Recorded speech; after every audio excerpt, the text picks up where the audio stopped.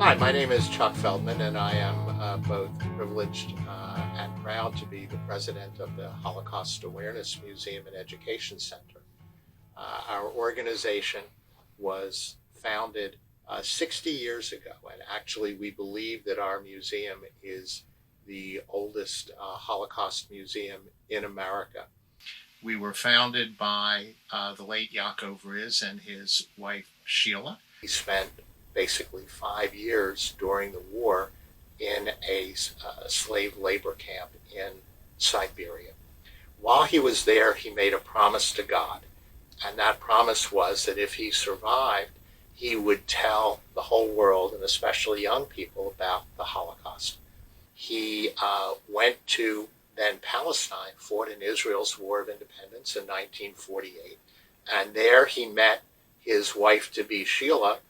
They fell in love, they got married, and in 1953, Yaakov was able to emigrate to the United States. Yaakov and Sheila settled in a row home in Oxford Circle, northeast Philadelphia, around Castor and Levick, and he in fact fulfilled his promise to God. I had the opportunity to meet him because I owned an ice cream parlor and restaurant literally around the corner from where Yaakov and the Riz family lived, the Garden of Earthly Delights. Again, I'm the proud owner of the Garden of Earthly Delights, which currently is a comic book, sports card, strategy card store, and collectibles store.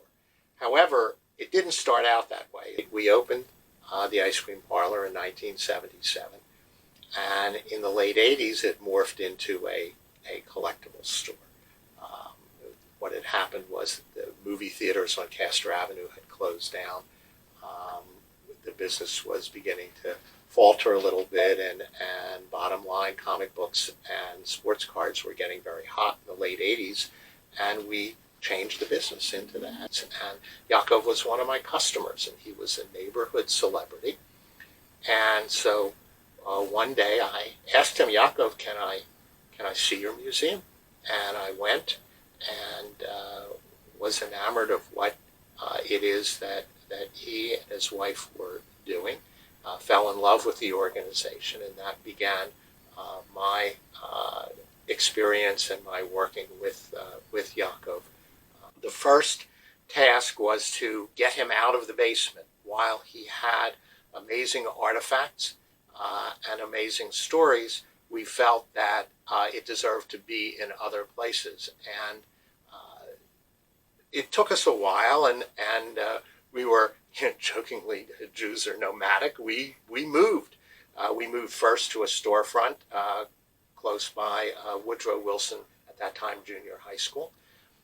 From there, we moved to Gratz College at 10th and Tabor in Olney, and right around that time, around 1985, was when Yaakov unfortunately passed away of pancreatic cancer.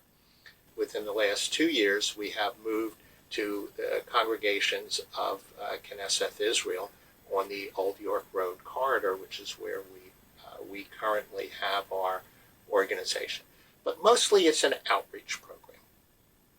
We have, through the years, gotten a number of survivors to join our efforts, and Yaakov's efforts in his dream, which was to teach as many young people and have as many young people hear from Holocaust survivors. Amazingly, over the last 12 years, and as I tease people, this is not fake news, you can actually go onto our website at hammock.org and check it out and look at every program that we've done. We have done hundreds and hundreds, and in fact, through the 12 years, thousands of school programs. And we have seen, over the last 12 years, over 300,000 students. And we had about 20 survivors working with us through the last 10 years. We would introduce the program, and then the survivor would tell their story and take a break, and the facilitator would work with the program to do the question and answer period. After I do the introduction, and the survivor is speaking, I will oftentimes stand off to the side and just watch the kids.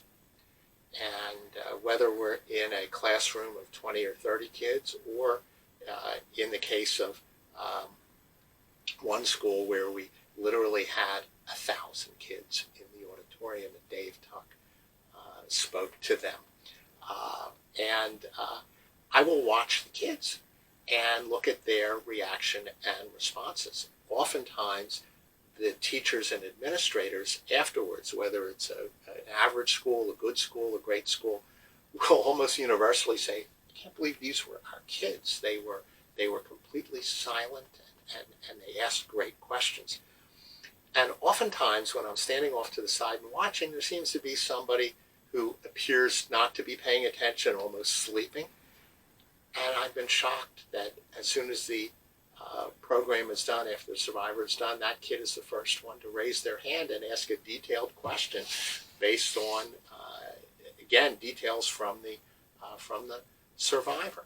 The Holocaust Claims Conference did a study in each of the 50 states of millennials. And they asked some very simple multiple choice questions about the Holocaust. And then they ranked the states in terms of level of Holocaust knowledge that the millennials had within those states.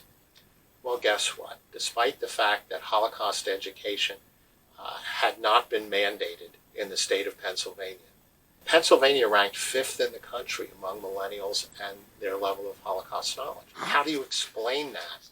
Except for the fact that, and we figured out that out of the 300,000 kids we have seen through the years, a little bit more than 200,000 of them were from Pennsylvania. The biggest reward for me through the years has been to, quite honestly, develop personal relationships with the survivors, where I will call them and they're my friend and I'm their friend, and that has been a blessing to me. But also the ability to facilitate programs, the opportunity to facilitate programs and go into the schools.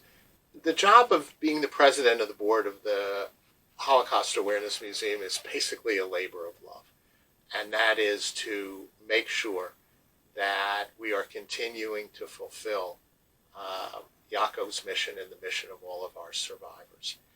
Hatred, especially when it is organized and even worse, state-sponsored, can have these dramatically horrible impacts on individuals, groups, and the world. And as we say in our organization, because hate never takes a vacation, neither can we.